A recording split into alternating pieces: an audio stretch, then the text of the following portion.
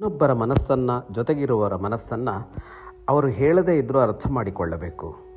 ಅದಕ್ಕೆ ಪರೇಂಗಿತ ಜ್ಞಾನ ಅಂತ ಹೆಸರು, ಪರೇಂಗಿತತೆ ಅಂತ ಹೆಸರು. ಇನ್ನೊಬ್ಬರ ಇಂಗಿತ ಏನು ಅನ್ನೋದನ್ನು ಅರ್ಥ ಮಾಡಿಕೊಳ್ಳೋದನ್ನು ಅಭ್ಯಾಸ ಮಾಡಬೇಕು. ಅವರು ಹೇಳಿದ ಮೇಲೇ ನಮಗೆ ಗೊತ್ತಾಗತ್ತೆ ಅನ್ನೋದಿದೆಯಲ್ಲ, ಅದು ಜಾಣ್ಮೆಯಲ್ಲ ಅನ್ನೋದು ಒಬ್ಬ ವಿವೇಕಿಯ ಮಾತು.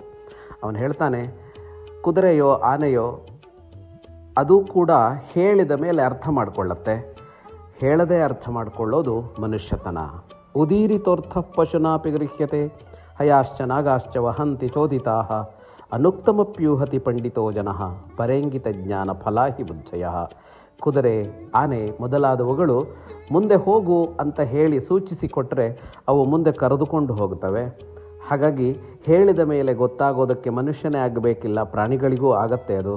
ಆದರೆ ಹೇಳದ್ದನ್ನು ಅನುಕ್ತಮಪ್ಯೂಹತಿ, ಹೇಳದೇ ಇರುವುದನ್ನು ಅರ್ಥ ಮಾಡಿಕೊಂಡು ಅದರಂತೆ ನಡೆಯೋದಿದೆಯಲ್ಲ, ಅವನೇ ನಿಜವಾದ ಪಂಡಿತ, ಅಂದರೆ ಜಾಣ. ಯಾಕೆಂದರೆ ಜಾಣ್ಮೆಯ ಫಲವೇ ಇನ್ನೊಬ್ಬರ ಮನಸ್ಸನ್ನು ಅರ್ಥ ಮಾಡಿಕೊಳ್ಳೋದು. ಶುಭಂ ಭೂಯಾತ್.